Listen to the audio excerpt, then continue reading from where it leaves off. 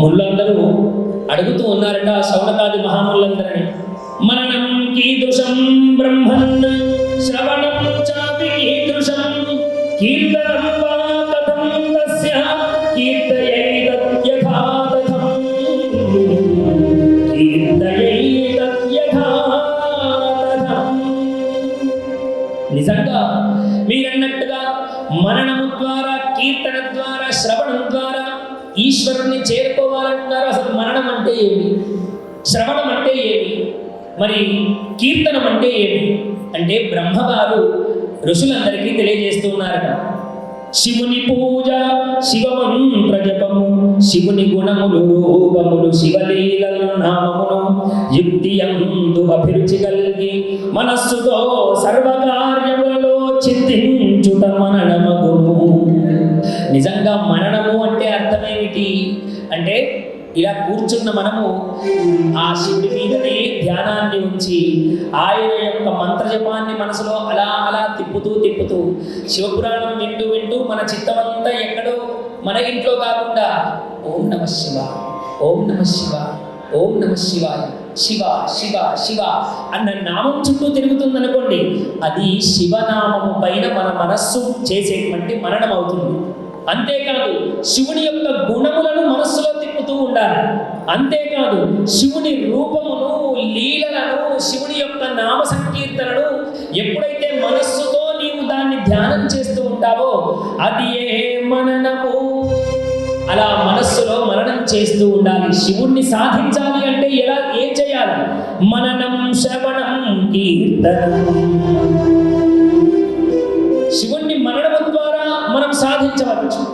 రెండవది శ్రవణం. ఇదిగో ఇలాంటి శివపురాణం ఎక్కడైనా చెబుతూ ఉంటే ఆయన గురించి వినాలి. శ్రవణం అంటే వినడం, ఆయన యొక్క కీర్తనను వినడం. అలాంటి వింటే ఆయన యందు మనము ఆయన సాధ్యమును మనం సాధించుకున్న వాళ్ళం అవుతాం. మూడవది కీర్తనం. ఆయన యొక్క పురాణాన్ని వినడము, ఆయన లీలలను మనసులో మననం చేయడము. మూడవది చక్కగా శ్రావ్యముగా ఆయన కీర్తనలను పాడడం. ఈ మూడు ప్రక్రియల ద్వారా మనం ఈశ్వరుణ్ణి మనం సులువుగా చేరుకోవచ్చు. ఎందుకో తెలుసా? ఆయన భోలా శంకరుడు. ఈశ్వరుడికి ఇంకేం అవసరం లేదు, పెద్ద యజ్ఞం చేయవలసిన పని లేదు. ఇదే చెప్తోంది శివపురాణం. కేవలం ఆయన్ను మనసులో తలుచుకో, కేవలం ఆయన గురించి మంచి మాటలు విను, ఆయన గురించి పాడు, ఆడు, ఆయన గురించి తప్పించు, జపించు. అలా చేస్తే చాలు, భోలా శంకరుడు వెంట మన ఇల్లు పట్టుకొని వచ్చేస్తూ ఉంటాడు. కాబట్టి ఆయన గురించి ఓ పెద్ద కష్టపడవలసిన పని లేదు అని శివపురాణమే మనకు తెలియజేస్తూ ఉన్నది. నమః పార్వతీపతయే హర హర మహాదేవ హర. నమః పార్వతీపతయే హర హర మహాదేవ హర. సూత ఉవాచ. ఇప్పుడు సూతుడు శౌనకాది మహాములందరికీ తెలియజేస్తూ ఉన్నాడు. శ్రవణాది త్రివేశక్తః లింగ భేరం చ శంకరం సంస్థాప్య నిత్యమభ్యర్చ్య తరేత్ సంసార సాగరం అపి ద్రవ్యం మహే దేవ యథా బలస్మచం చ యత్ అర్పయే లింగ భేరార్థం అర్చయేదపి సంతతం అర్చయేదపి సంతతం. శ్రవణ కీర్తనములు, మరణములు అనే ఈ మూడింటి యందు శక్తి లేనివాడు శంకరుణ్ణి లింగ రూపంలో దర్శించాలని. ఎవరికైతే శ్రవణం చేయలేరు అంటే, అబ్బా నేను శివనామ స్మరణ, శివపురాణం ఇంతసేపు వినలేనండి అని అనుకునేటువంటి వాడు, శివనామ సంకీర్తన అనలేనటువంటి వాడు, శివుణ్ణి మనసులో మననము చేయనటువంటి వాడు, కేవలం వాడు శివలింగ దర్శనము చేత శివుణ్ణి చేరుకోగలుగుతాడట. అలాంటి అద్భుతమైనటువంటిది భేరంచ దర్శనం. ఆ శివలింగ దర్శనము చేత ఈ మూడు చేసినటువంటి అద్భుతమైనటువంటి ఫలాన్ని పొందుతాడట. ఇప్పుడు అలా అడిగేటప్పటికీ ఋషులకు ఓ అనుమానం వచ్చింది. వచ్చి శౌనకాది మహాములందరూ కూడా ఈ సూత మహర్షిని అడుగుతూ ఉన్నారట. భేరమాత్రేతు సర్వత్ర, హే మునయే భేరమాత్రేతు సర్వత్ర పూజ్యంతే దేవతాగణాః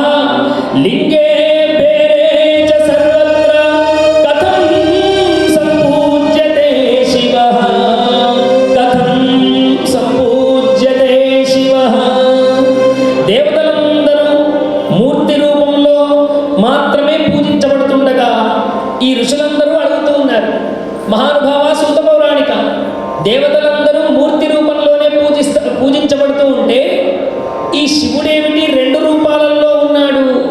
మాకిదంతా చాలా కన్ఫ్యూజ్గా ఉంది, ఆ విషయం చెప్పవలసింది అని అడిగారు.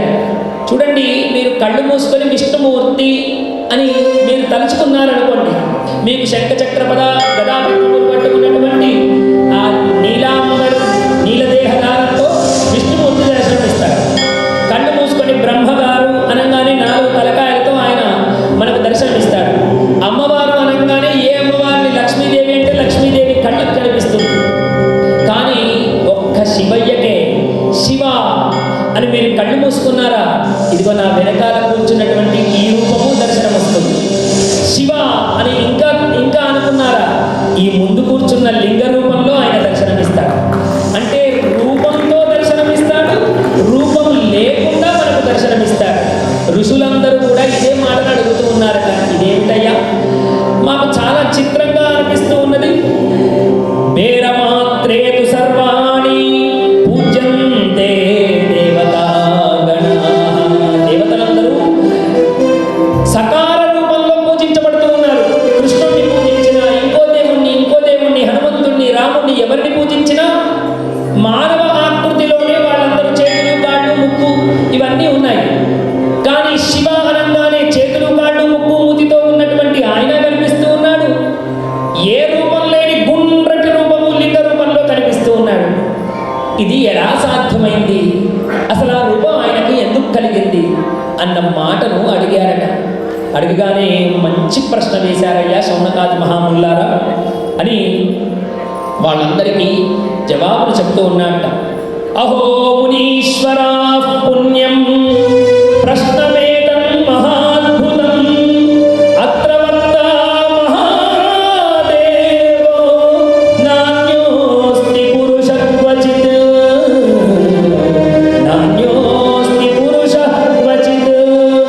అపి లింగే చ భేరే చ నిత్యమభ్యర్చితే జనైః ఆ బ్రహ్మత్వత్వన్యేషాం నిష్కలత్వం నహి క్వచిత్.